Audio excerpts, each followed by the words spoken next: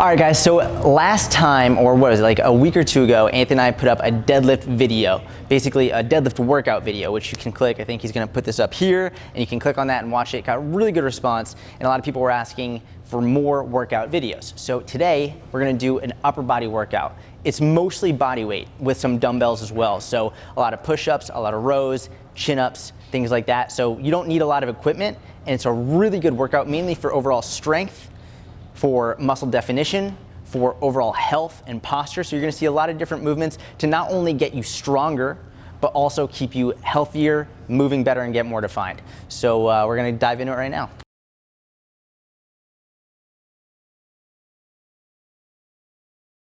So what I'm doing right now is, it's called a band pull apart, and it's part of a relatively light, easy warm up. I'm pretty tired, so I'm not gonna go too hard on this today, but with the band pull apart, it's really good at helping you activate your rear delts, the back of your shoulders. And the reason you want to do that is so much throughout the day, we find ourselves here with our pecs tight, our shoulders rolled forward. So it helps you get up and open like this and using the backs of your shoulders rather than constantly relying on the front.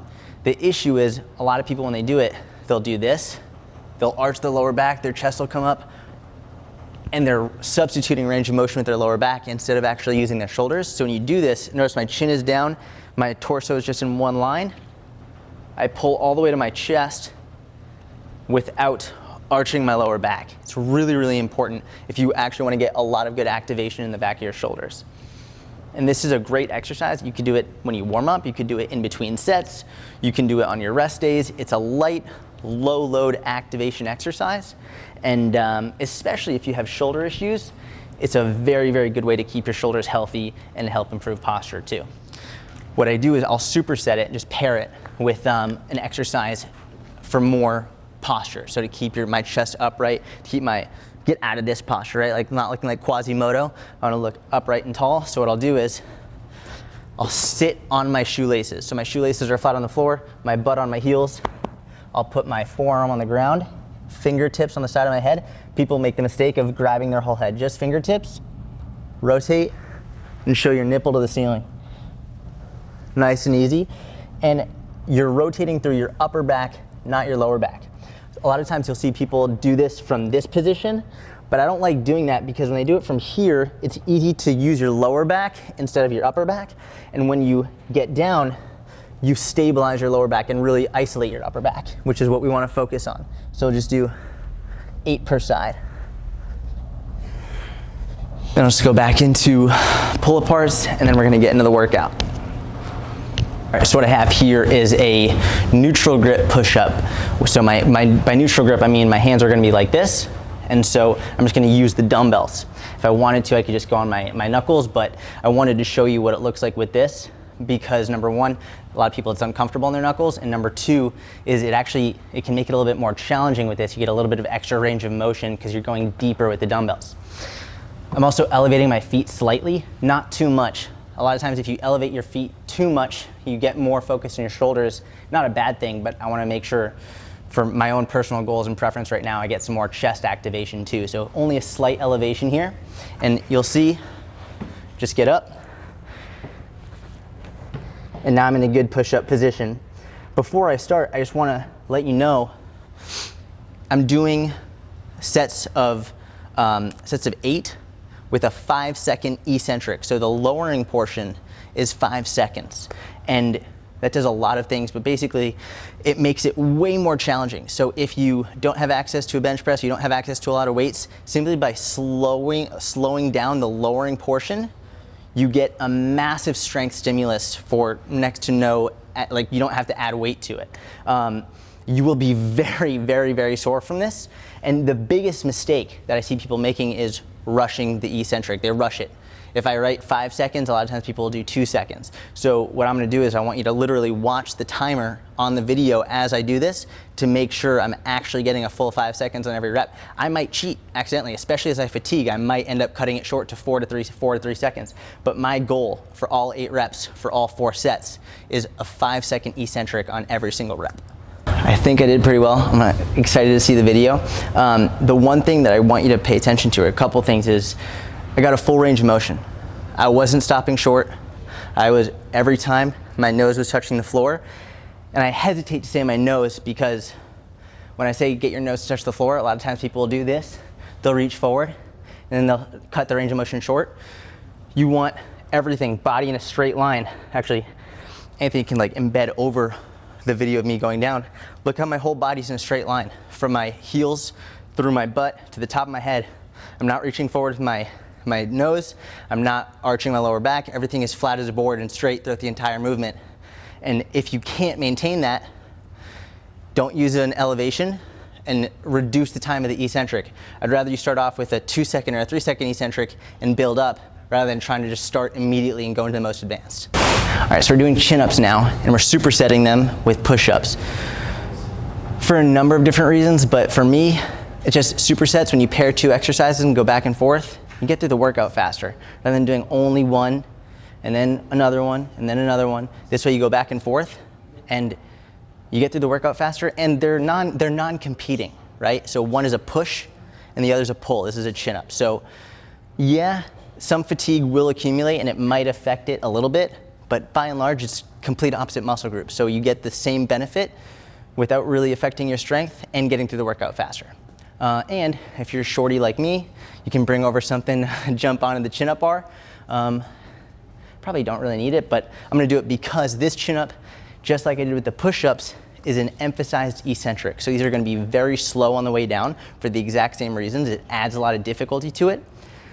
What I'm also gonna do is I'm splitting it up into what's called a cluster. And a cluster is basically where instead of doing 6 total reps or 8 reps, 6 in a row or 8 in a row, what I'll do is I might do 6 total reps and split it up into clusters of 2.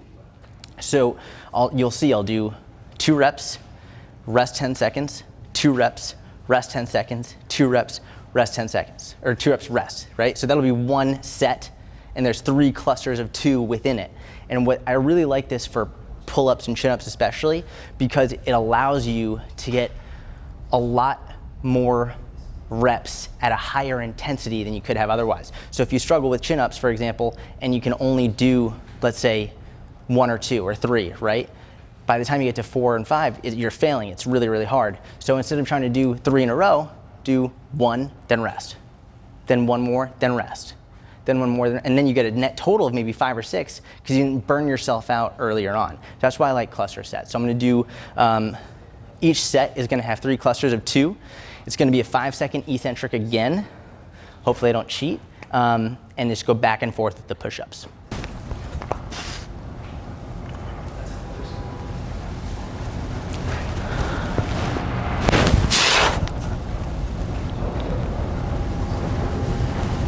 And notice all the way down.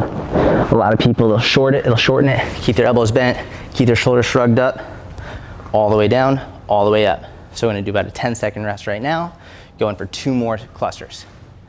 And notice a really good chin up, your chest hits the bar. So you're not reaching with your chin, you're actually reaching with your chest.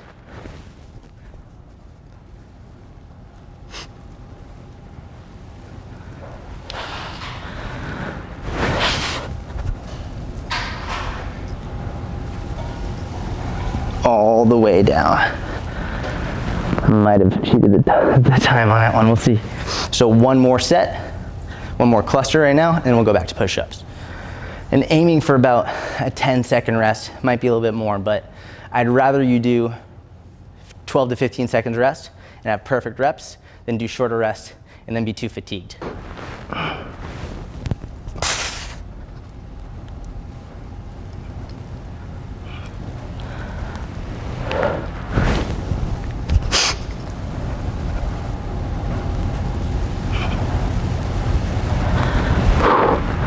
So Anthony asked me to explain why I do palms up instead of palms down. It was mostly just out of preference for today's workout.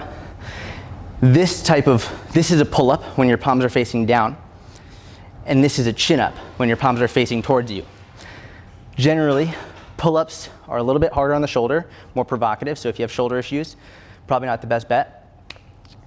I prefer chin-ups usually because they're safer on the shoulder and it's easier to get a bigger range of motion. So when you're doing this, it's very easy for your shoulders to roll forward at the top, and you don't get as much of range with your lats and your back. It's not that they're bad, they're a great exercise, but in terms of total bang for your buck and in and out as quickly as possible, getting the most possible out of your workout, you get more total muscle recruitment this way, all the way down, all the way up, versus this way, and possibly sacrificing range of motion.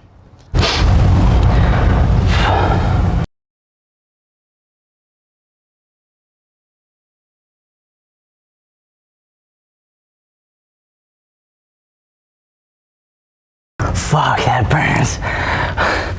One more thing I want to just make a note of with the push-ups, probably the next set Anthony can film from the top so he can overlay it here and you'll see it, is my shoulders are not out here. So I told you I'm doing a neutral grip, and neutral grip is way easier, it's safer for the shoulder. It doesn't mean I use it all the time, but I like to mix it in because too much of one thing, you can get an overuse injury. But when you come out here, you put a lot of stress in the front of your shoulder. So I like to come to about a 45-degree angle, maybe in just between the 35 to 55, within that range. It's safer for the shoulder. You can recruit your lats better. If you're up here, it's hard to use your lats. When you're here, you keep your shoulders down and away from your ears. You recruit your lats, keep your shoulders in a packed position, and that's just basically, instead of allowing your shoulders to come up, shoulders down and away from your ears the whole time, helps keep them safe. First round's always the easiest. Now it gets tough when the fatigue starts to set in, and it comes in faster than you'd expect.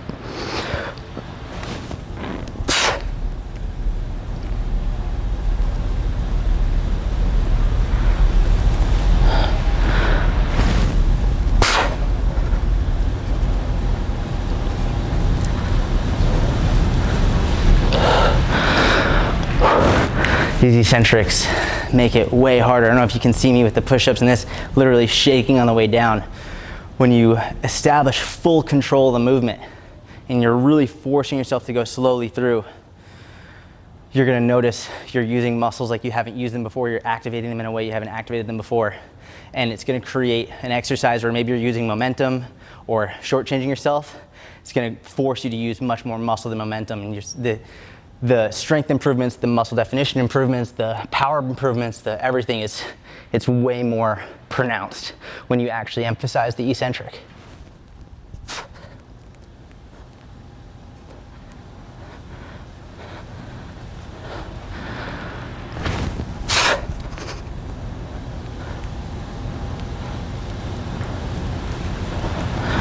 You can see I'm starting to fatigue. If you notice that, in the first set, I said you aim for your chest, and I still am. But you'll notice in the first set, my shoulders were down, and I came nice and clean. In that last rep, my shoulders started to come forward a little bit, and that's just my way of cheating, not on purpose, but by fatigue. I'm trying to use a muscle. I'm trying to shortchange the range of motion instead of actually using the muscles. So I'm gonna take a little bit longer rest. Try and get better to make sure both reps are perfect this time, or as close to perfect as you can.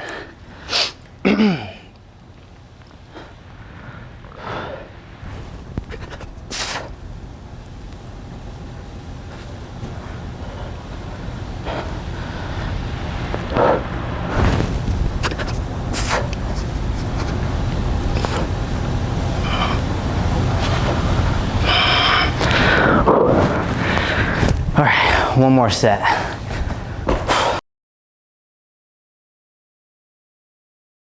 Thank God those are over. Holy shit, those are tough.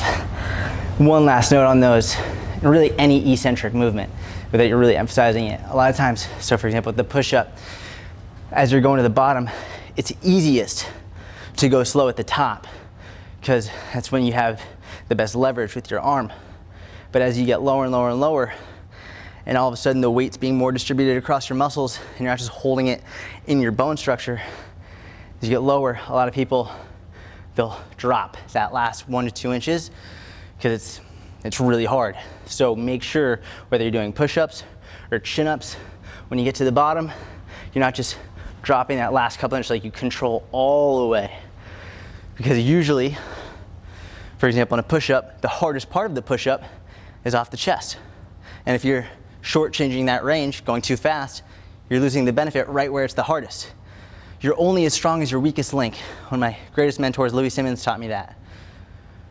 If you're weakest off your chest and you're shortchanging yourself off your chest, then you're never gonna get stronger. You're always gonna be limited by that. So the hardest part should be where you train the hardest.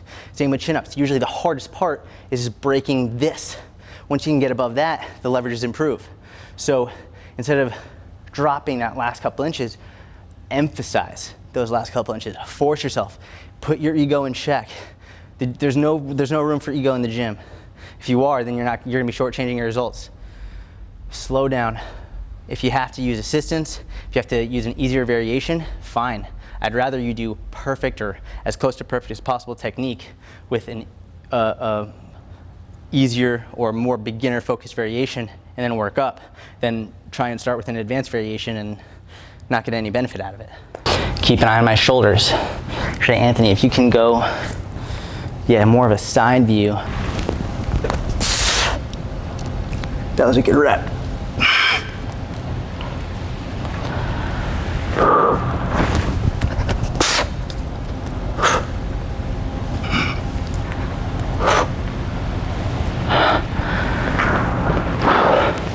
Those two were good. Shoulders were down and away. Now in the last two clusters, this is where fatigue really sets in. We'll be able to see if I'm cheating or not and be able to call me out on it.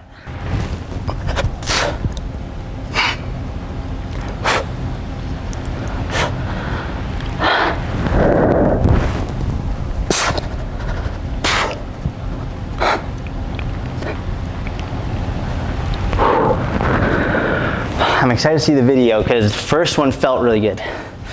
The second one felt like my shoulders rolled forward, but it might be me nitpicking or it might have actually happened. So it's a cool part about videoing yourself. You never know until you look at yourself on camera. It's one thing I encourage everybody to do. Set your phone up, prop it up. I'll show you how to do it. Video yourself. It's the only way to really be objective about your technique. Last set.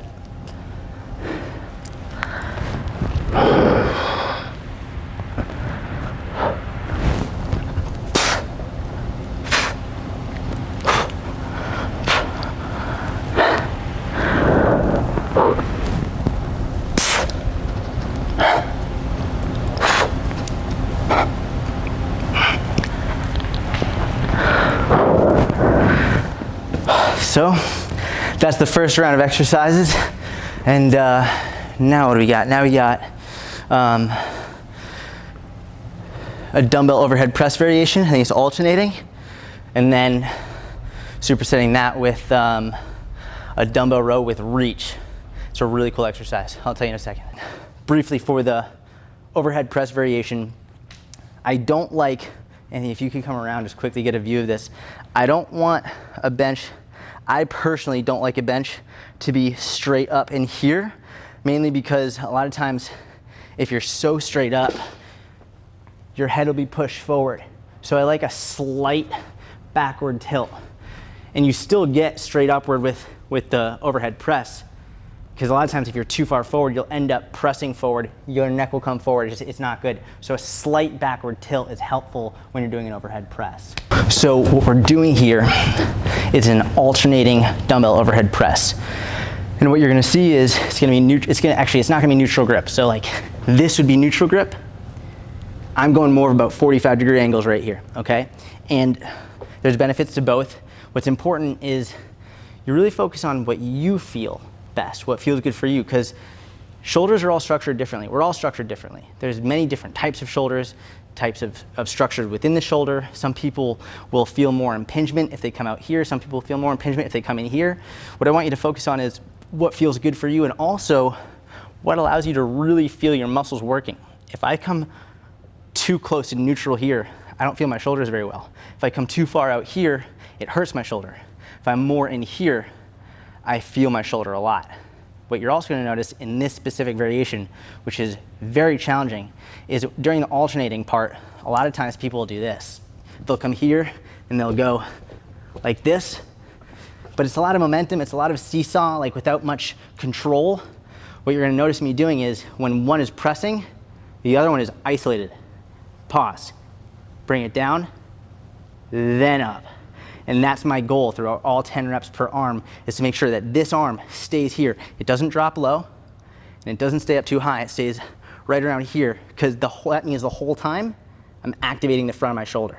It's staying hot, staying active, staying engaged the whole time, and that way you get more bang for my buck out of it. Very hard, especially last probably 4 reps per arm. You saw me start to fatigue a little bit. What you'll notice is as the set goes through, I start out holding my dumbbell pretty up high, and the isometric hold, when it's not moving, got lower and lower and lower as I fatigued, which might mean next set I might have to reduce weight just to make sure I can get all the reps with good form.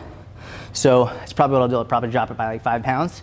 I'd rather get it in with good reps, good technique, good activation, than try and feel like I should be lifting a certain amount because I've done it before. It's just not how the body works. So I'm gonna lower the weight and make sure everything is nice and tight, good technique, not rushing it. And now I'm gonna superset it with the dumbbell row. So for the dumbbell row, this is not your normal dumbbell row. What I'm adding here is a reach at the end of it. And what that looks like is a normal dumbbell row. You'd have people here, and this is where they stop. And they row up and come down.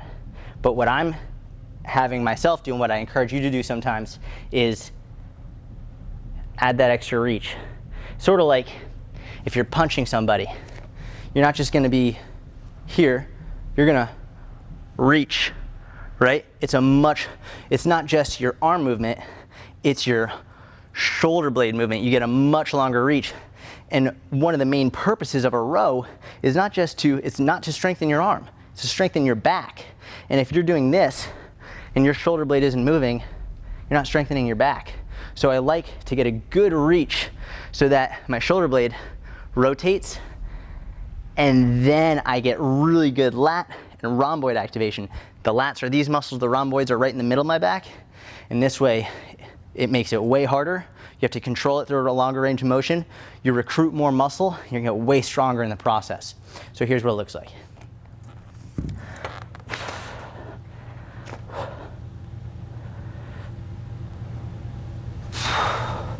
You'll notice I just shifted my foot back because my foot was in their way. So I like to get a little bit of a staggered stance. The thing to notice, we'll get a close-up shot later, is I'm gripping it with my fingertips, not with deep in my palm. My fingertips are really what's holding it, because if you do it too deep in your palm, your wrist will curl, and you're more likely to use your arm instead of your back. So I grip at my fingertips, just let it hang, and I focus on pulling with my elbow, not my hand. And I initiate the movement with my elbow. It allows my rhomboids and lats to really take over.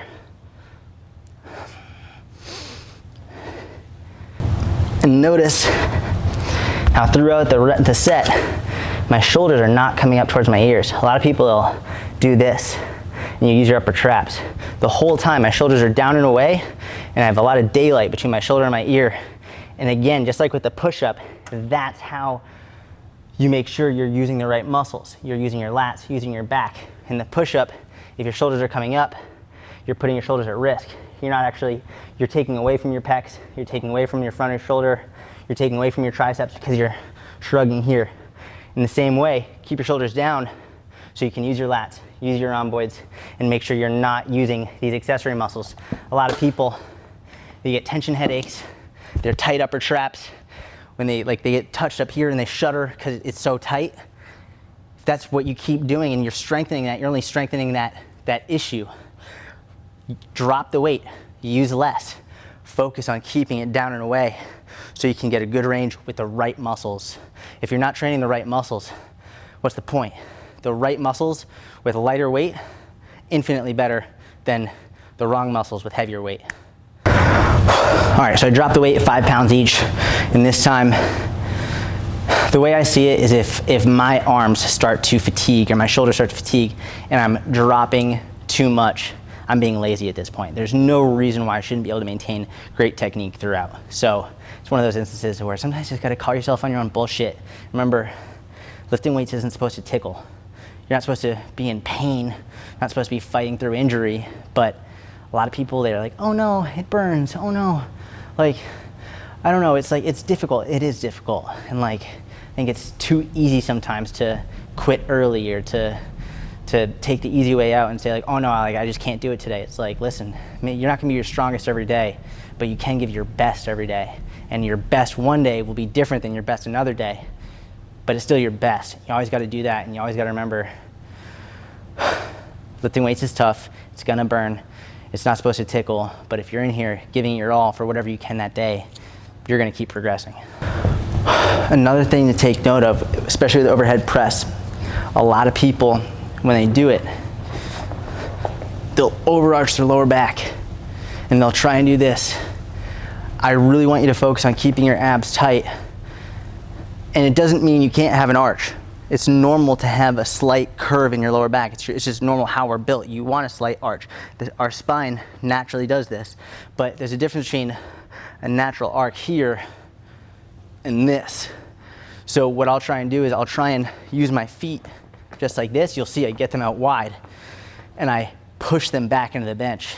And when I push them back, I can get the feedback from the bench, the external feedback on the back of my lower back, and make sure that I'm keeping it as close to there as possible.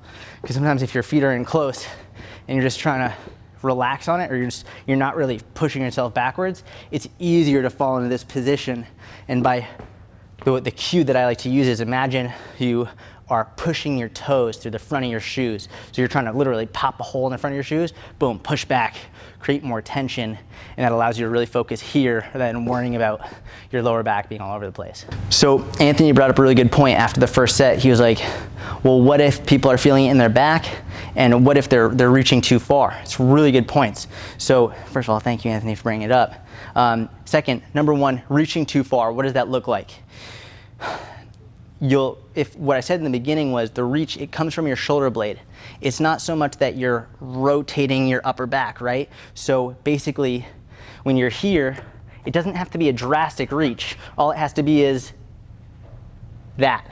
That's it. You're literally just letting your shoulder just drop all the way. You're not reaching through here. Because when you do that, I just felt it there. I felt my back strain.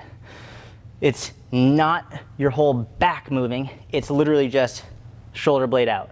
That's the difference. It's like, for example, right here, looks like my arm is completely straight, like I can't hit it. But now I am touching it. It's not because I'm rotating my back, it's simply because I'm letting my shoulder, it's called protract. My shoulder is protracting to come out, and I can easily bring it back. All of that happens without rotating my back. And that's the difference with the dumbbell row with a reach. You're not rotating here, and you're not rotating on the way up either. It's all just this little extra movement from the shoulder blade. And that's where all the benefit comes. Keeping your abs tight, making sure that you're not rotating the torso, and you're not using momentum. This is all muscle action, not trying to drop it and jerk it back up. I have no idea how many reps I've done. We're gonna call that 8, 9, 10. Another thing to pay attention to with the rows, a lot of people, when they row, their elbow will come way past their torso like this. Elbow's gonna come up. It would seem logical in that, like, it gets a bigger range of motion. You're pulling as far up as you can. But I want you to look at this position. See how my shoulders popped forward and my elbows behind my torso? That's not back movement, that's arm movement. This is, you're training your arm, not your back. When you're training your back, your elbow should barely go past your torso, just like a couple inches at most. When you do this, and the head of your humerus pops forward, the upper arm bone, it's called anterior humeral glide. It's a fancy name for when the head of the shoulder pops forward. You're training your arm, and not only that, your humerus is jamming right into the acetabulum. It's jamming right into the shoulder socket, which is more likely to get impingement. So when you're doing this, it's why I want you to focus on pulling with your elbow rather than your hand, because when you pull with your hand, you'll try and come up with your hand to here. You want it to be focused on pulling with your elbow, just getting past your torso, and that's plenty. In this case, a bigger range of motion is not a better range of motion, because a bigger range of motion is only better if it's using more of the right muscles. A smaller range of motion using the right muscles is better than a bigger range of motion using the wrong muscles. All right, so to finish off this workout, which is pretty quick, it's taking longer because of the descriptions, but in and out within 35 to 40 minutes if like you're not describing to the camera what you're doing. Finishing off with a dumbbell circuit. So I have 3 different pairs of weights, and literally the entire thing is happening on this bench. The first exercise is a low incline dumbbell squeeze press, which I'll explain when I'm doing it. It's a pec focused exercise, really, really good. The second exercise is a Batwing row, which is basically lying face down and doing rows this way. And then third exercise is a seated dumbbell lateral shoulder raise. So we're going from a pressing movement for your pecs to a rowing movement for your back to a lateral raise movement for your shoulders. So it's a really all-encompassing upper body circuit. We're gonna go 3 times through as quickly as possible. I'm just gonna explain it to you as I go through. So first, starting with the dumbbell squeeze press. Number 1, it's not, none of these, but especially the squeeze press and the shoulder raise, but especially the squeeze press, it's not a max effort movement. You shouldn't be loading it up as heavy as possible. This is really a muscle activation, feeling the muscle work movement. So really, I'd rather use less weight and focus on really allowing you to feel your pecs. The idea is simple. You just squeeze the dumbbells together and you do presses. I'll show you the technique. I have it on a low incline. And you could do anywhere between a flat, you could even go slightly decline if you wanted to, but between a flat to about, I don't know, about like a 30-degree angle is plenty. Any more than that and you start going more towards a shoulder press, it's fine. You could do a squeeze press and a shoulder variation, but again, I want to attack the pecs right now. So I personally prefer the incline over the flat because for me, I feel it better. And it's not because it's better, it's not because everyone should do it this way, it's just because personally, I feel this movement better on a slight incline. I will do it flat other times, and for clients in inner circle, I'll program it everything. But this is my way of emphasizing do what feels best for you, okay? So it's 12 reps, and you're gonna get up, you're gonna squeeze the dumbbells together. I like to get up nice and high.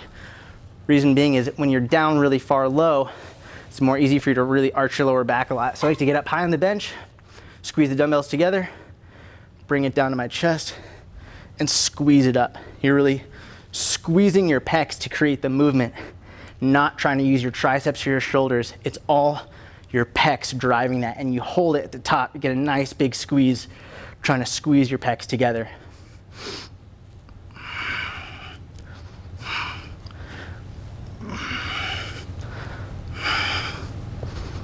It burns like a mother.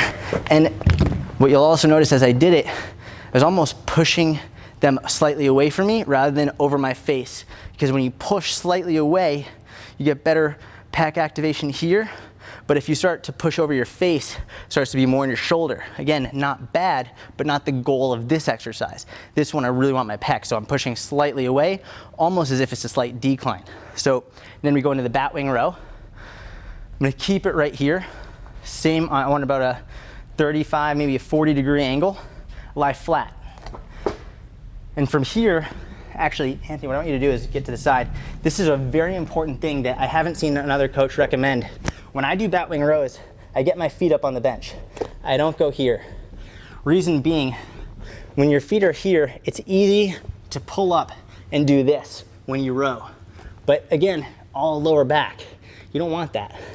I like to come here, put my feet up, laces on, head down, and row like this, and make sure I'm not letting my elbow come past. Again, same rule applies.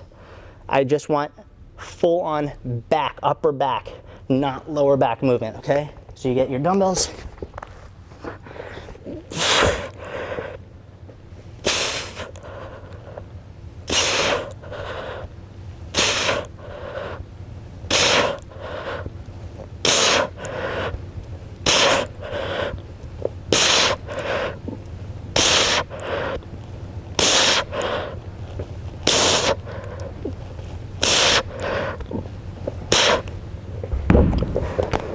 That's that, and then we're gonna go into the seated lateral raise. And you can just leave the bench down, doesn't really matter. From here, again, lightweight, not a max effort movement. I might even lower the weight here. You're here, I like to get my feet close together, and the movement is like this. A lot of people, they'll shrug up here with this movement. What I want you to do is actually the reach that I showed you with the dumbbell row, with the reach. Do that. Drop. Here. Drop. Reach to the floor and initiate the movement with your shoulder. Because if you don't reach to the floor and you're in your trap, then you're initiating the movement with your trap. A lot of people, when they say, oh, I just feel it up here, not here, it's because they're starting like this and they're initiating it like this. Could mean that you're initiating like this, could also mean you're using too heavy weight. And you might even do this, but it's too heavy, so you go to your stronger muscle, which is here. It's much harder to come here and fully use your shoulder. So watch, it's not this, it's down, and now I'm reaching away from me as I kind of reach for the floor. And that's a really strong, fucking awful shoulder burn. You get it immediately. No idea how many I've done. I think this is 8, 9, 10.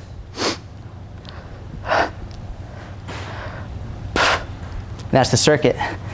Gonna go through 2 more times as quickly as I can while maintaining perfect form. And I use perfect loosely. Obviously nothing's gonna be perfect, but point being, I don't want you to go fast for the sake of being fast. I want you to go fast within your ability to use perfect form. If that means this circuit takes you 7 minutes, it takes you 7 minutes. If that means the circuit takes you 4 minutes, it takes you 4 minutes. Point being, use the right muscles, don't rush the movement, don't use momentum. Take your time and focus on pushing the pace, but not rushing the reps. All right, so first and foremost, thank you for walking through this workout with me. I appreciate it. If you enjoyed it, please subscribe, hit the bell to get notified when I put out a new video. I thank you again for watching this. I hope it helped. If you have any questions, leave them below.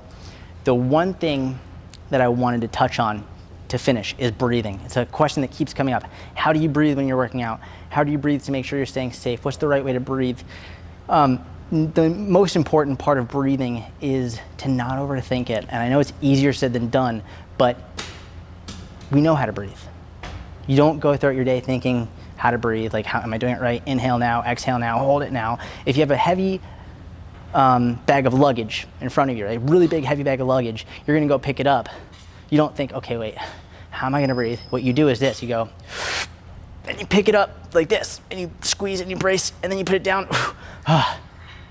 Breathe in, squeeze, brace, and then when you let go, you exhale. That's it. Inhale, squeeze, exhale when you release. That's breathing 101 for lifting, right? The major differences now are between a max effort lift, lifting as much as you possibly can for like 1, 2, or 3 repetitions, versus something where you're doing more like 6, 7, 8, 9, 10 plus repetitions. There's 2 different types of breathing. The max effort one is like I just showed you with a heavy bag of luggage or with a deadlift or whatever. You take a big breath in, squeeze, and you hold it throughout the entire rep until the rep is about to be finished, and then you exhale. For things that you're doing more repetitions, 5, 6, 7, 8 plus, it's more of a consistent inhale, exhale as you go. So for example, if you're doing push-ups, you inhale on the way down, exhale on the way up. You don't want to hold your breath when you're doing a lot of reps, because then you're going to lose oxygen.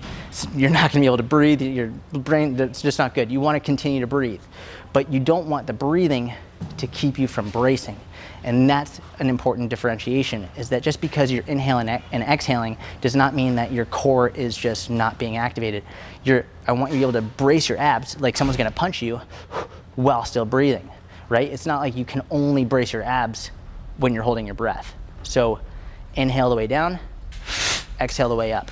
With chin-ups, inhale the way down, exhale the way up. The way I like to think about it is the eccentric part of the movement, lowering, lowering. When you're doing a dumbbell row, when you're lowering, that's the eccentric part. When you're doing a squat, when you're lowering, that's the eccentric part. That's when you inhale. That's when I like to think of it as taking in power. And the exhale is on the concentric part. So with a push-up, when you push away. With chin-ups, when you pull up. When you squat, when you come up. That's when you forcefully release your power. So you inhale power, exhale power. Inhale, exhale. And the sort of thing of it is like a slingshot. If you're squatting, this is the loading phase, release phase. Push-ups, loading phase, release phase. Chin-ups, loading phase, release phase. So eccentric inhale, concentric exhale, take the power in, exhale the power out. Again, thank you so much. I hope you enjoyed the video. Any questions or comments, leave them below. Talk to you soon.